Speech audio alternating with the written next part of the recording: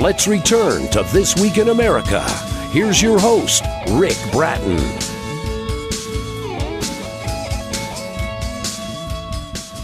Welcome back, everybody, Coast to Coast, This Week in America. Geoff Quaife is the author of a dozen novels spanning several genres, including action and adventure, crime and suspense thrillers. Geoff has been a university teacher, historian, administrator. In addition to his novels, he has written a couple of nonfiction books, such as an overview of the witchcraft craze of the 16th and 17th centuries and the sexual mores and practices of the English peasantry. He's the renowned author of the Luke Tremayne Adventure series, encompassing 12 books published under the Author Reputation Press brand. For the most part, these novels revolve around crime and politics in Old England, with protagonists mostly facing the challenges of solving murders, uncovering conspiracies, and stopping invasions, among other cases. His latest, The Irish Fiasco, Stolen Silver in the 17th Century Ireland, a Luke Tremayne adventure. Luke's murder investigation and search for stolen silver, complicated by intriguing royalists, Irish rebels, influential women, treacherous comrades, a lovable witch, maladjusted siblings, murderous charcoal burners, and devious priest. And the author of the Luke Tremayne Adventure series, Geoff Quaife, joining us from Australia on This Week in America. Geoff, welcome to the program. It's great to have you with us. Oh, thanks for the invitation. I'm very pleased to be talking to you, Ric. Well, it's great to have you with us on the program, talking about the latest in the Luke Tremayne Adventure series. First of all, I love the background that you've had, teaching history for basically your entire working life. Talk about why in retirement you chose historical novels. You do so well at these, but why did you decide to do the historical novels? Well, for a number of reasons. I didn't want to retire to the coast, which a lot of academics do from this part of the world, because I used to be a freckled redhead, and so sun and surf were not for me. I didn't want to continue doing academic history.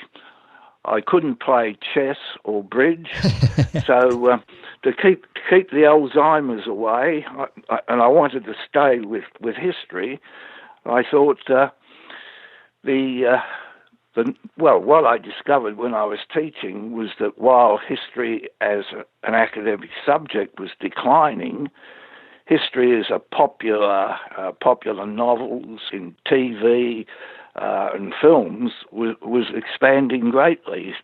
And I think the selfish reason why I turned to the historical novel is I think history went the wrong way on so many occasions, and a historian had to keep to the evidence, whereas writing the novel, you created the evidence and you made sure that the end results went the way you wanted. So really a selfish endeavour, but it's kept me occupied for the last 10 to 12 years. And it has, and a lot of readers, not only in Australia, but worldwide, entertained by your writing. When you started out, did you seek advice in writing historical novels from anyone? Yes, I had an acquaintance, an elderly lady in England. I sent her my first manuscript, and she gave me several pieces of advice. One was get rid of turn the hero into a superhero. It's no good having 4 or 5. It wasn't a children's book like the Famous Five or anything like that. Get rid of all the assistants, make Luke Tremayne the superhero, make sure there was a super woman in the story, and put in lots of sex, which I may have overdone in some of the earlier novels. We'll let the audience be the judge on that. It seemed to many people like the right mixture in there. That were very entertained and still being entertained by the series. We're talking with Geoff Quaife, our guest on the program. Geoff Quaife, our guest on the program. If you Google that, that's Quaife. His new book is The Irish Fiasco, Stolen Silver in the 17th Century Ireland, a Luke Tremayne adventure. Do you have any writers that influenced you, particularly you looked up to in working in this genre? Yes. as you said in your introduction, the Luke Tremayne adventures really combine three things: a murder mystery, a political intrigue, and high adventure. And of course, on the murder mystery side, I was greatly influenced by the classics, Agatha Christie with Poirot and Miss Marples. And as a historical example of that, Alice Peters in the Brother Cadfael series. As far as the high adventure went, I was very impressed with C.S. Forester's Horatio Hornblower. Whereas Alice chose a medieval monk and Forester a late 18th century naval officer as their hero, I made mine a Cromwellian soldier, which one reviewer has christened the 17th century James Bond. So I'm very happy with that description. Boy, yeah, what a compliment. Yeah, what a compliment to have your character referred to in that way. Yeah. Yes, I was not unhappy about that. As for political intrigue, most of my inspiration either came from particular events that happened in the period or from current politics, which, as we are all aware, is full of interesting developments at the moment. So exactly. Some of my villains are taken from the 21st century and given a 17th century garb. But yeah, I think they're and a constant reiteration of a lot of those classical detective murder mysteries on TV keeps you, one sees for the sort of 20th time a rehash of Poirot or Midsummer Murders, and there are quite a few ideas that come up in those that one can transfer back to the 17th century. Crime hasn't changed that much. It's interesting, maybe forensics, but the actual crime has not changed that much. We're talking about the Luke Tremayne Adventures, the latest one by author Geoff Quaife. It's the Irish Fiasco, Stolen Silver in 17th Century Ireland. Book available, by the way, at Author Reputation Press. You'll find it at the usual places as well. You can link on directly by going to our website, thisweekinamerica.us. I mentioned your academic background. As an academic historian, when you go to write a historical novel, especially a series like this, does that academic background work in your favor or sometimes against you? I'm in two minds about this. We had a PhD student recently did her PhD on this very topic, and I think she concluded that it varied from author to author. In my case, I think it's a bit on the slightly negative side. Certainly one has the background, so you're not making silly historical inaccuracies, and you have a general background of the period. But as a historian, you don't want to move too far out of what did and could happen. And I find that a lot of my readers are mature women who love history, but they want in Luke Tremayne a sort of New Age guy. And unfortunately, professional soldiers in the 17th century were not that likeable. And that's where the historian in me has become a bit of a problem. I don't feel I can honestly change Luke into a lovable character. But I think that's one of the negatives. But overall, I think a lot of the reviewers have said that the historical authenticity is one of the strengths of the series, so it must have helped somewhere along the line. Well, it certainly has. And once again, the name of the book we're talking about specifically, in fact, go back and you'll find all of the Luke Tremayne Adventure series available, Author Reputation Press. You'll find them, of course, at Amazon, the usual places. The latest is The Irish Fiasco, Stolen Silver in 17th Century Ireland. Geoff Quaife is our guest on the program today, the author of this series. Let's talk a little bit about the ideas. This is the 12th novel in the series. Where do you get the ideas? And it's not like an idea, it's ideas, because as we mentioned, you've got a lot going on in the course of each story. Where do you come up with these ideas? Well, most of the novels have been based on a real incident. For example, the Irish Fiasco, I was reading a book on the Spanish Inquisition, of all things, and the Spanish Inquisition was not only a body that looked after the doctrines of the Spaniards, but it was the equivalent of today's border protection, homeland security, FBI, all rolled into one. And there was a report from the inquisitors worried about government donation to the Irish rebellion. Apparently the King of Spain had sent a fortune in silver to Ireland to maintain their rebellion against the English. And in all my academic studies of Irish and English history, I had never come across any evidence of that silver.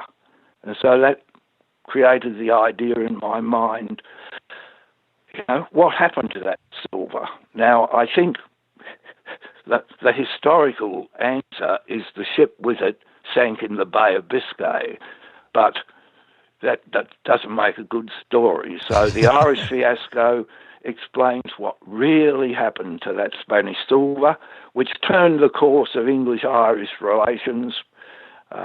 If things had gone one way, the Irish would have won. As it is, the English come out victorious. And in another series, in another book on in Scotland, based in Scotland, the Black Thistle, you get again. I discovered that amongst the royalists in Scotland, there were a group who did not want the king to invade England. They wanted him to be just the King of Scotland, forget about England. And so the very group that you think would support the king become his enemy. So that becomes the thread of that particular novel. But nearly all of them, there is a real historical event that one tries to explain. And then the liberties of being a historical novelist come into play, and you're able to take that story in the direction that you would like to take it, which is fascinating to the reader as they read the Luke Tremayne Adventure series. Let's talk about your approach to writing a novel. You've got this idea that you just talked about, and you decide, okay, this is going to be the 12th in the series. This will be the newest Luke Tremayne mystery. Talk about how you go about it from there, because you're weaving in a number of very entertaining and intriguing storylines as you go. Talk about the process of putting this novel together. Is it a strict outline you do in the beginning? Not really. My first draft, I have the basic idea. I just sit down and write off the top of my head. And that first draft is full of contradictions. I don't worry about anything except trying to get a good narrative going, fitting in all the possible plots that come to my head as I go. And then with the second draft, I go through that and make sure that I'm actually writing in sentences, that the story makes sense, that there are no contradictions. And so I then get, with the third draft, I go through checking that maybe, could this have really happened in this period, in this context? Right. Things like, were people wearing spectacles? What were they eating? What sort of horse did they ride? Just to make sure that this, is historically correct. And then from then on, I have to admit that in some of the cases, with the murder mysteries, I get so taken away that by the end of the first draft, I've killed off all the possible murderers as well. So I have to go back and put in a few more characters who Yeah, one of can those fill that role. whoops moments where you go back and like, wait a minute, this can't happen. I got a couple more chapters, and I've got no likely That's suspect, right. so I have to go back and rework that. With all that you're doing now in writing this series, the 12 and several other books as well, you're an academician by nature. Does research still, are you still doing some academic research? No, but in terms of quantity, I'm doing far more research for these novels than I ever did for in my academic career. I didn't think I would have to, but just as I mentioned before, what exactly were people eating? If I describing a banquet in a Irish hovel or a banquet in a manor house, what exact food would they have? How were they dressed? Could you really get from Dublin to Belfast in the time that I've suggested in the novel? So a lot of research on, and particularly for the murder aspects, I've done a lot of research on poisons in the 17th century and how they were administered. A lot of research on food, clothing, travel, what sort of horses did the cavalry use, and so on. So it's my research, and this is where, of course, we have to.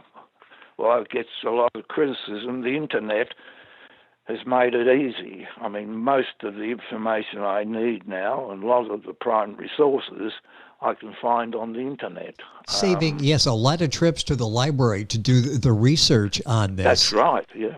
Geoff Quaife is sorry. Yeah, go ahead, finish that thought. I was saying as an academic, one had to, go to Britain, go to a record office, find the original material, copy it with pencil, longhand, whereas now a lot of this material is on the net. Yeah, to go do research into the office, the study in your home, and you can work on some of the scenarios in the books. We're talking about the Luke Tremayne adventures. The newest is the Irish Fiasco, stolen silver in 17th century Ireland. Geoff Quaife is our guest and the author on the program. A few minutes left here. You mentioned before about the readers, and you've mentioned that several times, and I get the impression readers and their feedback, very important to you. Talk about the importance of getting that feedback, that interaction with the people who read your series. Yes, well, the first message I got loud and clear is that all authors would know you can't please everybody. Yes. And some of the books, some of the readers think it's the best thing they've ever read, and others think it's a lot of rubbish. So I learned very early on that, one shouldn't take to heart. One should take to heart things that you could change to improve things, but you shouldn't take too seriously the extremes, if you like, of reader opinion. As I mentioned before, food. One of the novels I spent a lot of time on food, and one reader thought that was the highlight of the book. Another said all those chapters should have been scrubbed. They didn't want to know whether people ate, which class ate oysters and what sort of oysters and so on. The very practical and useful advice I got early on, if you're writing a murder mystery, you can have a limited number of characters. But if you add high adventure to it and political intrigue and moving across the country or between countries, you soon get many characters. And I think a genuine criticism was that there were too many characters involved. And this is why I adopted took the idea from the dramatists. So I listed a list of the characters involved in the front of each book, and that seems to have gone over very well. People are very happy to have to handle 50 characters if they know at the front of the book who they are and what they're likely to be doing. Well, yes, and as a reader, you can go back and refer if you're into it, you want to get a little more background, or you haven't read the book in a chapter in a couple of days, you can go back and refresh yourself. So that is very helpful for the reader then. Yeah. So as I referred to earlier, my normal clientele of mature age women, I still have to try and make Luke more lovable to them without destroying his 17th century womanizing, hard-drinking, brutal personality. Yes. That should encourage everybody to read the book. Yes, he's not that horrible, but he's typical of the period. Well, it's a delicate balance that Geoff has to go through in trying to put this character out there. And the character is the Luke Tremayne adventures, starring, of course, Luke Tremayne, the superhero in the series. The latest is the Irish Fiasco, stolen silver in 17th century Ireland. A couple minutes left in the program. What's next for Luke? Well, there are 12 novels already published in the series.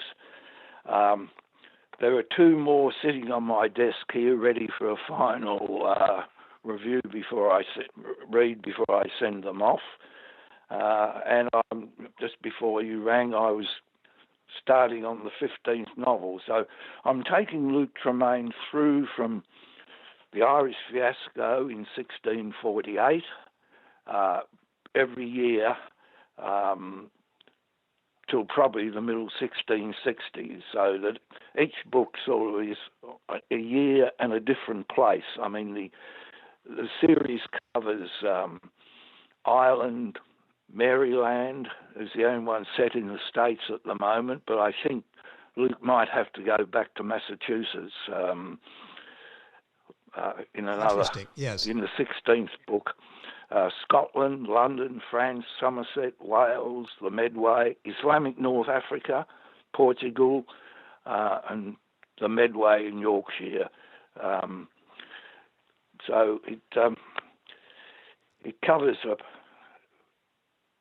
a 20, 25 year, well, it'd probably cover a 20-year period, because I could see a few more books in the Luke Tremayne adventures, but somewhere along the line, he might be killed off. He survives so many plots and assassination attempts that one of them must succeed one day. Well, yeah, if you think he's going to live forever, get the next book and find out for yourself. The Luke Tremayne Adventures series, book number 12 is out there now, The Irish Fiasco, Stolen Silver in 17th Century Ireland. You'll find it at Author Reputation Press, as well as the other 11 adventures that are out there.